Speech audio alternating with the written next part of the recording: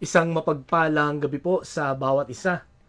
Muli tayo po ay nagpapasalamat sa Panginoon sapagkat pinagkalooban ulit tayo ng ating Diyos ng pagkakataon para magkasama-sama upang purihin siya sa kanyang kabutihan sa atin, sa patuloy na pagtugon niya sa atin pong mga panalangin, patuloy na paggabay at pagtuturo niya sa atin kung ano ang mga dapat nating gawin lalo na sa pagsisimula ng atin pong bagong taon.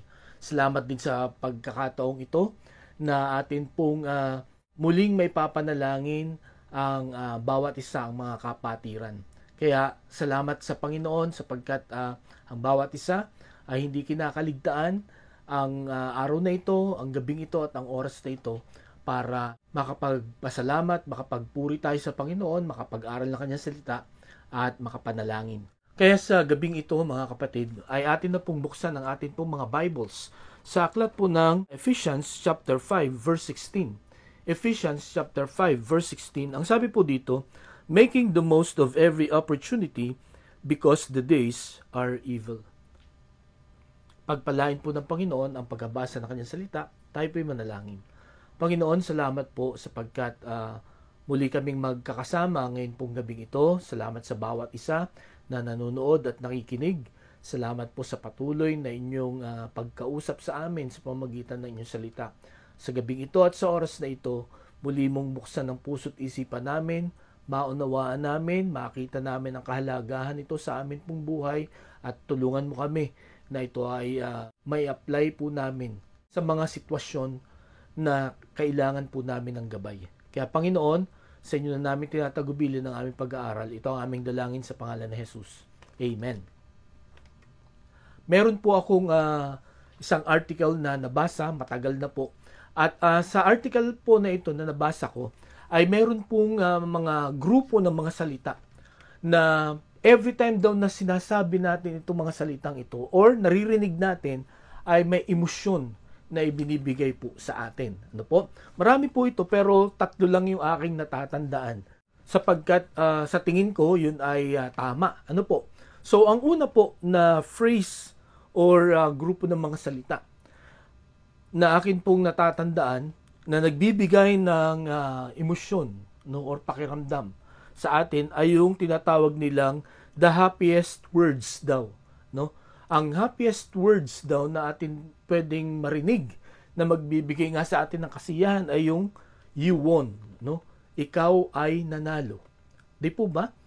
Kung meron man siguro na tao na nung siya ang nanalo or siya ang dineclare na panalo ay nalungkot, siguro bihirang-bihira lang yun.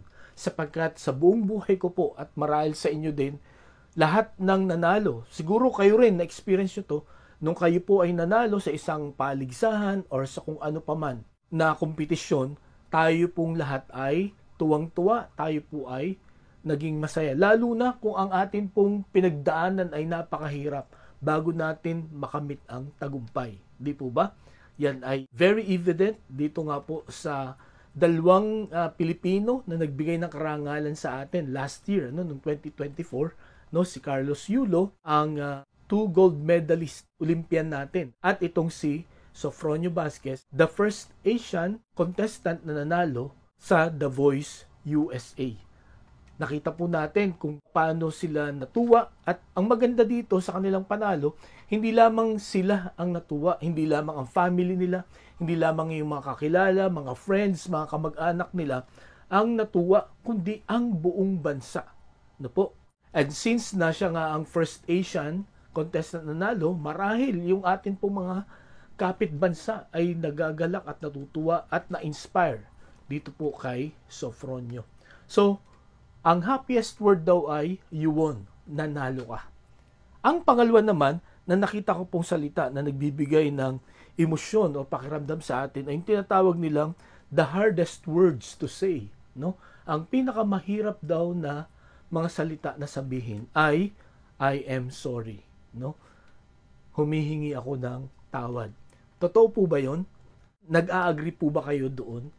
Ako po ay nag-a-agree dito sapagkat even myself, ako ay nahihirapan na magsabi ng I'm sorry, no, sa aking asawa, sa aking anak, or sa aking mga kakilala, no, na nagagawan ko ng pagkakamali. At lalo tigit siguro na mahirap sabihin ang I'm sorry kung hindi mo alam kung saan ka nagkamali or kung wala kang pagkakamali na ginawa. So, based on observation, the hardest word to say daw po ay I am sorry. At ang pangatlo, at panghuli, ito naman ay yung tinatawag na the saddest words. Ano po? The saddest words. Ang pinaka nakakalungkot daw na grupo ng mga salita ay yung tinatawag na what if. No? What if. Agree po ba kayo doon? Marami po ba kayong what if sa inyo pong mga buhay? Or ano kaya kung? And I'm sure marami po tayong mga what ifs sa buhay po natin. Ano po? At ito nga pong what ifs na ito ay madalas ginagamit, no? Madalas nasasabi natin pagkatapos ng isang action or pagkatapos ng isang gawain, lalo na kung yan ay hindi naging successful, 'di ba? Ang daming what ifs, 'di ba? Ano kaya kung nakinig ako? Ano kaya kung sumunod agad ako, no? Ano kaya kung ginawa ko agad, no, yung iniutos sa akin? 'Di po ba? Sapagkat itong salitang ito kaya nakakalungkot ay salita ito ng panghihinayang, pagsisisi. Mga kapatid, ngayong gabi, bagamat marami tayong mga what if sa buhay, ay meron pong instruction ang salita ng Diyos kung ano ang dapat nating gawin, no? Pagka meron po tayong maraming what ifs sa buhay po natin. At kung isa ka sa maraming what ifs or mga pinanghihinayangan, no, or pinagsisisihang gawin, nawa ang mensaheng ito ay makatulong ng malaki sa atin, lalo na sa pagharap natin sa bagong taong ito ngayong 2025. By the way, meron po akong bad news at saka good news pagdating po sa what if, no? Ang bad news, I'm sorry to say, hindi na po natin masasagot yan. Ang tanong na yan, yung what if then, yung ano kaya kung ganito ang ginawa ko o ganyan ang ginawa ko, sapagkat tapos na po yun. Hindi na po tayo pwedeng mag-time travel, no? Sapagkat walang time traveling, no? Bagamat maraming mga nagwi-wish, no, na makabalik sa nakaraan, no? Pero sad to say, at ito nga po ay bad news, hindi na natin pwedeng mai-correct, maiayos, no, at masagot ang what ifs natin sa atin pong buhay ngayon. Ang akin namang good news ay pwede natin itong wag nang dagdagan, no? Sa pamamagitan ng pag-apply po natin ng salita ng Diyos na pag-uusapan natin ngayon pong gabing ito. Kaya pinamagatan ko po ang atin pong mensahe ngayon pong gabing ito, avoid what ifs, no? Avoid what ifs, no? Iwasan natin yung ano kaya kung, ano po? Salamat sa Diyos sapagkat nag-provide ang Panginoon ng mga paraan kung paano natin ito maiiwasan. Gaya ng sabi ko kanina, yung mga nakaraan, no? Yung mga existing na what ifs natin, hindi na natin masasagot yan, hindi na natin mabibigyan ng solusyon yan, hindi na natin mababago yan sapagkat tapos na. Ang pwede nating gawin ngayon, at yan ang makikita natin sa salita ng Diyos, no, kung ito'y ating gagawin at susundin, hindi na po yan madadagdagan. Di po ba? Sapagkat pagdami niyan, pagbigat ng ating pakiramdam, di po ba? Paghirap ng atin pong pagsulong sa buhay, no? Parang hindi tayo maka-move on, hindi tayo maka-move forward hanggat hindi nasasagot ang what ifs na yun. Pero ngayong gabi, mga kapatid, yun nga po, hindi na natin yan masasagot, no? We need to move forward by avoiding the possible or the potential what ifs, no, na pwedeng mangyari sa atin pong buhay. Kung inyo pong maalala, last Wednesday, pinag-aralan po natin yung Ephesians chapter 5 verse 15, no? At pinamagatan natin itong living wisely, ano? Pamumuhay ng may karunungan. At ito pong verse 16, no po, ay nag-a-agree, no po, at nag-i-specify kung paano ka mabubuhay ng may karunungan. Kung gusto mong mamuhay ng may karunungan, kailangan iwasan mo yung mga potential at possible na what ifs or yung mga paghihinayangan mo at pagsisisihan sa buhay na ito. At gaya ng atin pong pinag-aralan last week, ito pong Book of Ephesians, ito po ay sinulat ni Apostol Pablo nung siya po ay nakakulong doon sa Rome, no po? At dito po wala pang problema, sumulat po siya sa mga Ephesian believers para i-prepare sila, no, sa darating na mga problema, no? In-establish ni Apostol Pablo yung kanilang mga doctrines, no? Yung kanilang paniniwala, yung mga katuruan na dapat nilang sundin about salvation, about the Lord Jesus Christ. And then dito po sa chapters 4 to 6, pinakita at itinuro ni Apostol Pablo kung paano mo i-apply yung alam mo. Paano ka mamumuhay bilang Kristiyano. No, sapagkat sa city po ng Ephesus ay matindi po dito ang immorality, ang idolatry, no po, napaka makasalanan po ng syudad na ito. At bilang mga Kristiyano, paano tayo magiging iba? Kaya nga ang sabi ni Apostol Pablo dito po sa chapter 5 verse 8, "For you were once darkness, but now you are light in the Lord. Live as children of light." No? So, dati kayo ay nasa kadiliman, pero ngayon kayo ay nasa kaliwanagan na ng Panginoon. Kaya dapat mamuhay kayo, no, na anak ng liwanag or kaliwanagan, no? Ang ibig sabihin, kayo ay maging iba, no? Huwag kayong makisama, no, sa mga tao na hindi pa nakakakilala sa Panginoon, no? Ipakita ninyo, no, na kayo ay anak ng liwanag na nagbago ang inyo pong buhay. At parang din po yan sa atin pong kapanahunan ngayon. Ano po? Talagang kahit saan tayo pumunta ay matindi ang kasamaan, ang kasalanan. Ano po? Para bang normal na lang. Ano po? Ang blasphemy, ano, ang idolatry, ang immorality. And sometimes nakakalungkot tayo pong mga Kristiyano kung wala pong mangre-rebuke sa atin, magpapaalala, magbibigay ng babala. Ano po? Minsan ay nag-a-agree na rin tayo sa paniniwala ng sanlibutan ito at nakikisama na rin po tayo. Di po ba?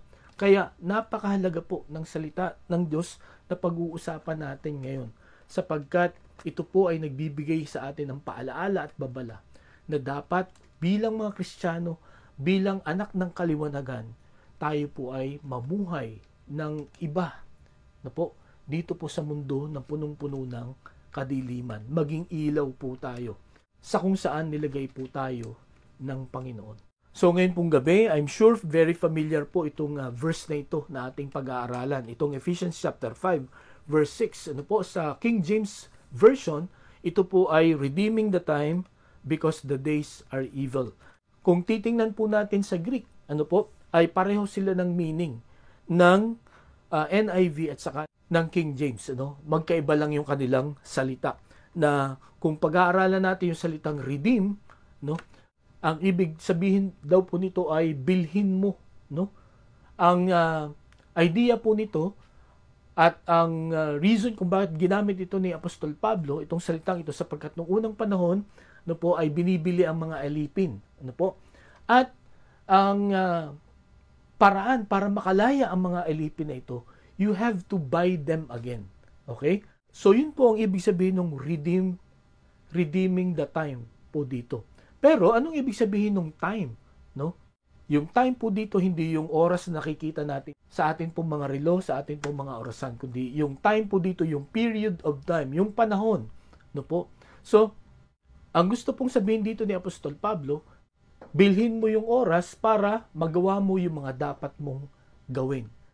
Yan po ang makikita natin, ano? Kung titingnan natin ito sa original na pagkakasulat. Na yan po ang nakasulat dito po sa NIV sa Ephesians chapter 5 verse 16 na ang sabi, making the most of every opportunity because the days are evil. Ang ibig sabihin, samantalahin mo ang bawat araw, ang bawat oras, or ang panahong ito, sapagkat ang panahon ay pasama ng pasama. Ang ibig naman sabihin daw po nung evil dito ay obstacles, no?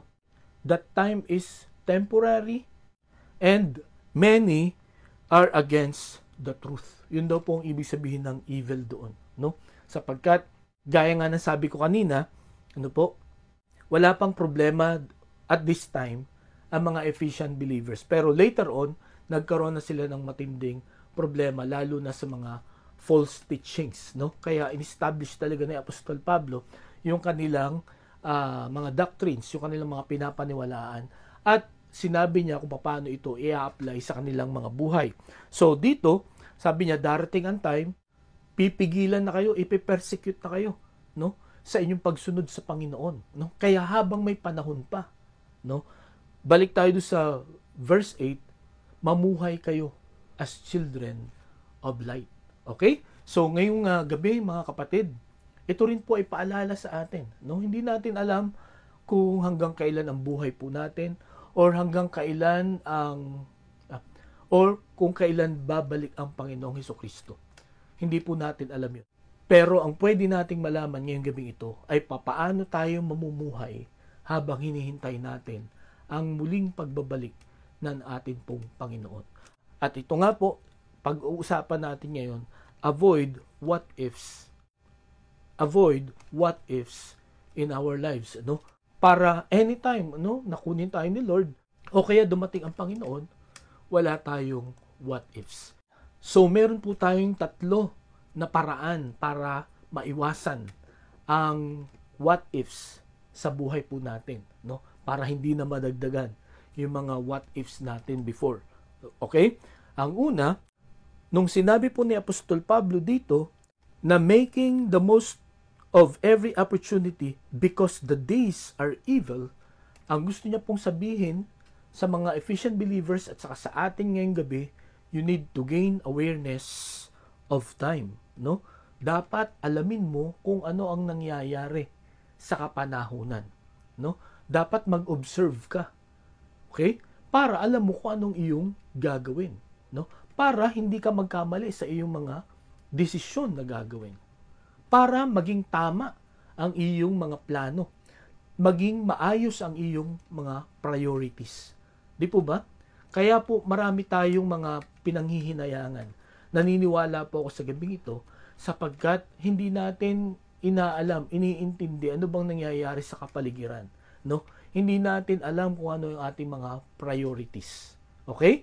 Ang sabi po ni Haring David sa Psalm 139 verse 16, your eyes saw my unformed body, all the days ordained for me were written in your book before one of them came to be.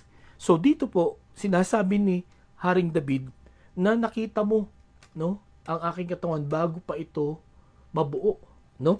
At ang sabi dito, all the days ordained for me were written in your book. So yung magiging buong buhay ko dito sa lupa ay nakasulat na, no, sa iyong aklat. At ang sabi pa dito, before one of them came to be, bago pa mangyari, no, nakasulat na. Kaya mga kapatid, ngayong gabi, ito po ang gusto ko pong matandaan po natin, no? Ang buhay po natin ay matagal nang isinulat ng Panginoon. Kumbaga, yung buhay natin tapos na. Okay? Kaya walang mangyayaring bago sa atin na ikakagulat ng Panginoon. Sapagkat ang kwento ng buhay po natin ay matagal na, no? Bago pa tayo nilikha ng Diyos, bago pa mangyari, bago pa tayo ipanganak, no, sa mundong ito, tapos na ang kwento ng atin pong buhay. So yun po ang dapat nating malaman, na ang buhay po natin ay nakasulat na, ano? Alam na ng Panginoon ang nakaraan, pangkasalukuyan at hinaharap natin, no? Kaya dapat lagi tayong tumawag sa Diyos, ano? I-guide tayo, pangunahan tayo kung ano ba ang susunod sa atin pong buhay, no? Wag po nawa tayong magdidesisyon or gagawa ng anumang plano na hindi kumukonsulta or hindi approve ng Panginoon, no? Sapagkat maliligaw tayo ng landas, no? Kung iitsapwera lagi natin ang Panginoon sa plano. Sapagkat yung plano ng buhay natin ay nakasulat na sa Panginoon. Okay? And then ang pangalawa na dapat nating tandaan ay makikita natin sa Psalm 90 verse 12 para ma-maximize po natin, ano? Para hindi maging sayang itong buhay natin, no, sa mundong ito. Ang sabi po ni Moses, no, ito po ay kanyang awit sa Psalm 90 verse 12. Ang sabi diyan, teach us to number our days aright that we may gain a heart of wisdom. humingi po tayo ng tulong sa Panginoon para turuan at gabayan tayo kung paano natin gugugulin ang bawat araw ng buhay natin sa mundong ito. Sapagkat, mga kapatid, ang Diyos po ang nakakaalam kung ano ang dapat nating gawin, ang dapat nating lakaran sa mundo pong ito. Kaya, para maiwasan po natin ang mga what ifs, no, we need to gain awareness of time. Alamin natin ang buhay natin ay nasa kamay ng Panginoon, no? At ang Panginoon lang ang makakapagturo sa atin kung paano natin ito gugugulin. Ngayong gabi, dapat aware din po tayo sa kung anong edad na ba tayo at ano ang kakayahan natin. Mahalaga po nating malaman yan, ano? Sapagkat kung ikaw ay teenager na, dapat ang mga ginagawa mo, no? Dapat ang iyong mga iniisip, no? Dapat ang paraan ng iyong pagsasalita ay pang teenager, no? Ang iyong mga kinakain, no, ay pang teenager na, no? Ang iyong mga pinag-aaralan ay pang teenager na, hindi yung pang elementary pa. Di po ba? Kung ikaw ay college na, kung ikaw ay adult na, no? Dapat malaman mo rin kung anong dapat mong gawin, no? Kung ikaw ay married na, no, kung ikaw ay graduate na, dapat alam mo kung anong iyong dapat gawin para ma-maximize mo ang bawat araw ng buhay natin, para ma-avoid natin ang what if. Okay? So yan po ang una na makikita natin, mga kapatid.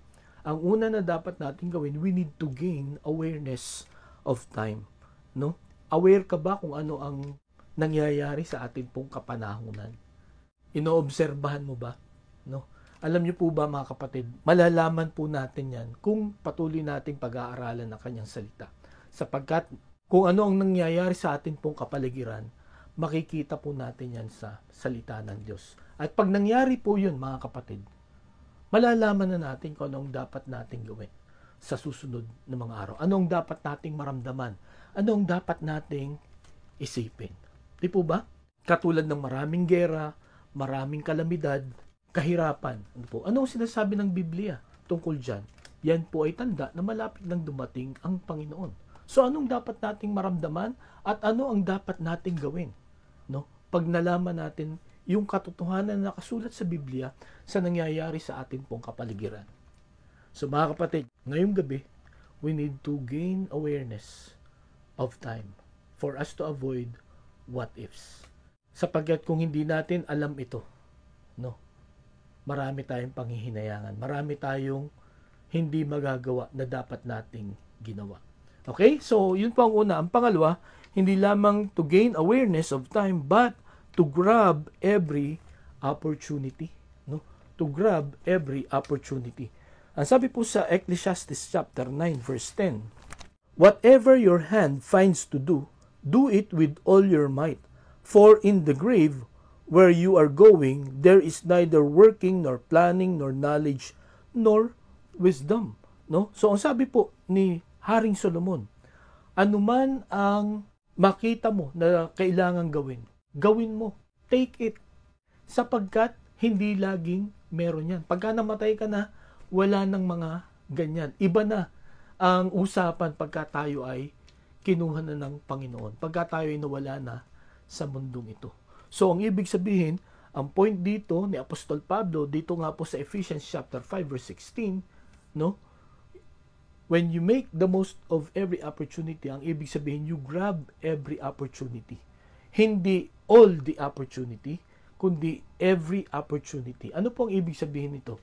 Ang ibig pong sabihin, yung mga opportunity lamang na naaayon sa iyong personalidad at sa iyong kakayahan. Okay? Halimbawa, hindi ka naman magaling kumanta, tapos may opportunity na makapagtrabaho ka through singing, hindi mo iti-take yung opportunity yun kasi hindi yun para sa'yo. Okay? Ang opportunity na para sa'yo, for example, ikaw ay teacher or ikaw ay engineer or anumang profession mo, so may nag-open dito, no? Mag-submit ka ng application. No? Kung sa tingin mo, kailangan mo yun. Okay? Kung matanggap ka, ay di salamat sa Diyos. Pero kung hindi ka matanggap, at least, nag-try ka. Walang what if na mangyayari if you grab every opportunity. Kasi nga, sabi po ni Haring Solomon, kung ano man yung makita ninyo na opportunity, you grab it. Do it. Okay? So, ang sabi pa po sa 2 Timothy chapter 2, verse 2, ang paalala po ni Apostol Pablo kay Timoteo, preach the word, be prepared in season and out of season, correct, rebuke, and encourage with great patience and careful instructions. Ito po ay, yun nga, dahil po si Timothy ay pastor sa Ephesus, ito ang paalala ni Apostol Pablo. Basta't meron kang pagkakataon, ibahagi mo ang kanyang salita. Sawayin mo yung nagkakamali, itama mo, at palakasin mo ang loob ng mga nanghihina. So, ito po ay sa pagbabahagi ng salita ng Panginoon. Ito po ay sa paglilingkod natin sa Panginoon. Kung meron po tayong pagkakataon to serve the Lord, wag na nating ipagpabukas pa. Kung nararamdaman natin, naririnig natin ang boses ng Panginoon na gawin mo ito, bahaginan mo ng salita ng Diyos ang taong ito. Wag na tayong magpatumpik-tumpik. Wag na tayong matakot, wag na tayong mahiya.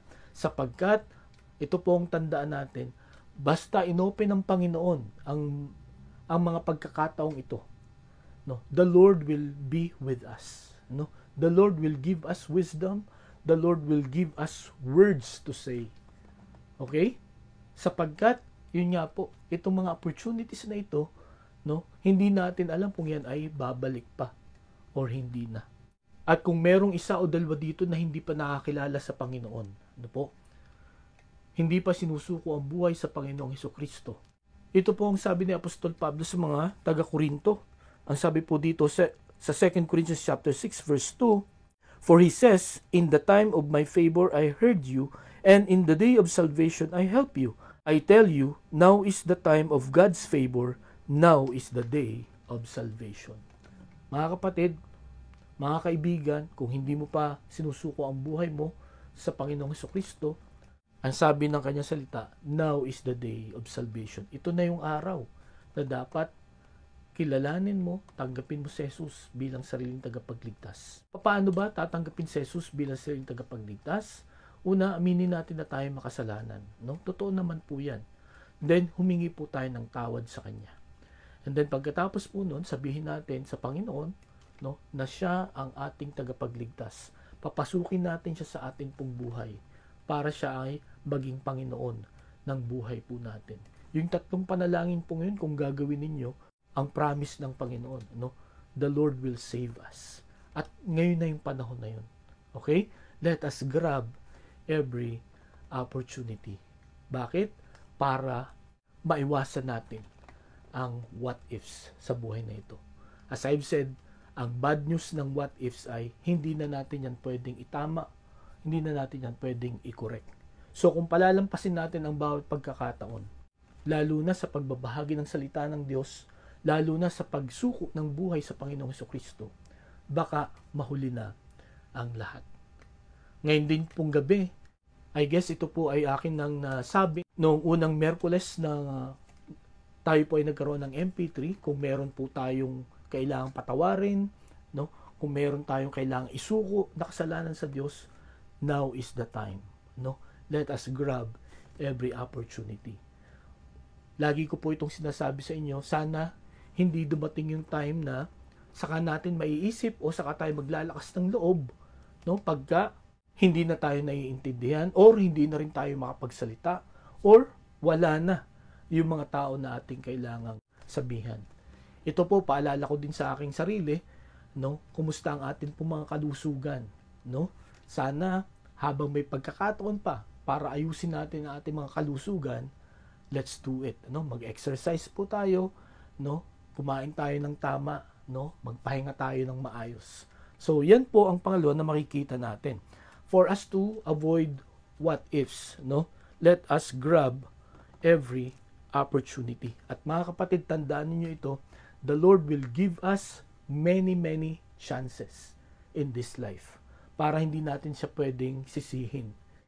Pagka patuloy nating i-ignore ang mga opportunities na ito. Kaya, ang dahilan kung bakit naandyan ang opportunity na yan is for us to grab it. So mga kapatid, ano ang mga opportunities ngayon ang nasa harapan ninyo? Ano ang inyo pong ginagawa? Nawa, maiwasan natin ang what ifs by grabbing that opportunity. So, yun po ang pangalawa. Ang pangatlo at ang panghuli, hindi lamang gain awareness of time, grab every opportunity, but thirdly, give your best. No, give your best. Sa bawat opportunity na darating po sa atin, let us give our best. Ang sabi po sa Colossians chapter 3 verses 23 to 24, whatever you do, work at it with all your heart, as working for the Lord, not for men, since you know that you will receive an inheritance from the Lord as a reward. It is the Lord Christ you are serving. So, napakaganda po ng paalaalang ito ni Apostol Pablo sa mga Colossian believers, lalo na dun sa mga servants, no? Sa mga may amo. Ang sabi niya, gawin niyo yung lahat ng bagay, no? Hindi para masiyahan ang amo ninyo, kundi para masiyahan ang Panginoong Hesukristo, no? Gawin niyo ito para sa Panginoon and give your best, no? At ang sabi pa niya dito, when you do that, the Lord will reward you. Okay? So ganun po pala, no? When we give our best, hindi po tayo mawawalan. Hindi po tayo malulugi. Kundi ibibless tayo ng Panginoon, no? Kaya ano ba ang iyong ginagawa ngayon, no? For us to avoid what ifs, no? Let us give our best. Hindi lamang sa mga ginagawa natin sa church, kundi sa pang-araw-araw natin po mga buhay. Sa atin pong trabaho, no? Sa pagtuturo, sa office, no? Let us give our best, no? Huwag tayong sana 100% lagi ang atin pong energy sa atin pong pagtatrabaho, sapagkat ito po ay magandang halimbawa, no, sa mga tao na nakakakita sa atin, lalo na sa ating boss, no? Pero para ma-maintain natin ito, no, gawin natin ito para sa Panginoon, para kahit wala yung mga boss natin o yung mga kasamahan natin, no, the best pa rin ang ating ibibigay, sapagkat ang Panginoon ay laging nakatingin. At tandaan natin ito, the Lord will reward us. Okay? At ito po, ang sabi sa Proverbs chapter 13 verse 4, the sluggard craves and gets nothing, but the desires of the diligent are fully satisfied. No? So yung mga sluggard, ito yung mga patamad-tamad, no? Pagka sila ay kumbaga ay nag-crave ng something, no, wala silang makukuha. Pero ang mga masisipag, no, those people who are diligent, who give their best, no, yung mga desire ng kanilang mga puso ay matutugunan, no, at mabibigyan ng sapat, no po. Kumbaga masasatisfy po sila. So ito ang resulta when we give our best. Kahit sa simple nating ginagawa, di po ba? When we give our best, tayo po ang makikinabang nito, no? At ito pa ang maganda, naluluwalhati natin ang Panginoon. At hindi lamang 'yon, no? Kundi yung mga nakapalibot sa atin, no, ay nai-encourage din, no? Sila rin ay nai-inspire, no? Sapagkat ikaw, no, ay binibigay mo lagi yung best mo sa kahit anumang ginagawa mo. At ito rin po ay magbibigay sa atin ng maganda at mabuting patotoo. Nakakalungkot kung tayo pong mga Kristiyano, nag-aaral ng Bible, laging nananalangin, ay patamad-tamad, ano, laging late, no? Maging sa atin pong pag-aaral, no, when we don't give our best, no, nakakalungkot na tayo laging bagsak, lagi tayong i-repeat ng mga subjects, no? 'Di ba mas maganda kung lagi tayong pasa, no? Or lalo tigit, lagi tayong number 1. Although hindi naman 'yun ang nire-require sa atin ng Panginoon na mag-number 1. Ang nire-require niya, ayon nga dun sa isang kanta, He requires us to give our best. So ngayong gabi mga kapatid, ano ang inyong mga ginagawa? Ano po? Sa inyong opisina, sa school, sa inyong bahay, sa church, are you giving your best? Tandaan po natin ito. If you want to avoid what ifs, give your best. No? May tatlo po tayong nakita ngayon pong gabing ito para maiwasan natin itong panghihinayang na ito. Di po ba? Ang una, we need to gain awareness of time, grab every opportunity, and give our best. Ang sabi ng Panginoon sa John 17 verse 4, nabasa na rin po ito natin nung unang Wednesday, I have brought you glory on earth by completing the work you gave me to do. Okay? And then, ang sabi ni Apostol Pablo sa 2 Timothy chapter 4, verse 6 and 7, sabi po dito, For I am already being poured out like a drink offering, and the time has come for my departure. I have fought the good fight, I have finished the race, I have kept the faith. So dito mga kapatid, dito sa dalawang talata na ito na binasa natin, no, sabi ng Panginoong Jesucristo, I completed, no, everything that you have commanded me to do. Then ang sabi dito ni Apostol Pablo, I am ready to depart, no? I have fought a good fight, I have finished my race, I have kept the faith. Kung inyong obserban itong dalawang ito, when you obey the Lord, there will be no what ifs. There will be no regrets. Okay? Gusto ko pong tandaan niyo yun. Ano? Pag sinunod mo ang Panginoon, habang nabubuhay ka, hindi mo ma-experience yung what ifs. Hindi mo masasabi o hindi mo mararamdaman yung what ifs or regrets sa buhay na ito. At ito pa ang maganda, no? Pagka sinunod mo ang Panginoon, no? Pagka wala kang what ifs, yung mga walang what ifs ay pinagkakalooban ng gantimpala ng Panginoon at naluluwalhati siya. So mga kapatid, ngayon pong gabi, nais ko pong paalalahanan ng bawat isa. Nawa kung marami tayong what ifs noong 2024, no? Nawa ngayon pong 2025, maiwasan po natin ito, no? At maiiwasan lang natin yan if we will gain awareness of time, grab every opportunity, and give our best. Tayo po'y manalangin. Panginoon, salamat po sa inyong paalala sa amin. Salamat po sapagkat tunay na ikaw ang Diyos nang nakakaalam kung ano ang dapat mabuti sa bawat isa sa amin.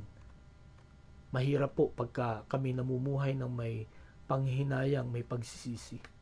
Salamat po sapagkat binigyan mo kami ng paraan para ito'y maiwasan. Nawa ang mga salita mo na aming napag-aralan, maging gabay namin ito sa paglipas ng bawat araw ng taon pong ito. Nawa maging mabunga at maging maunlad ang bagong taong ito sa buhay po namin. Ito aming dalangin sa pangalan ni Jesus. Amen. Maraming salamat po sa inyong pakikinig. Pagpalain tayo ng Panginoon at magandang gabi po sa bawat isa.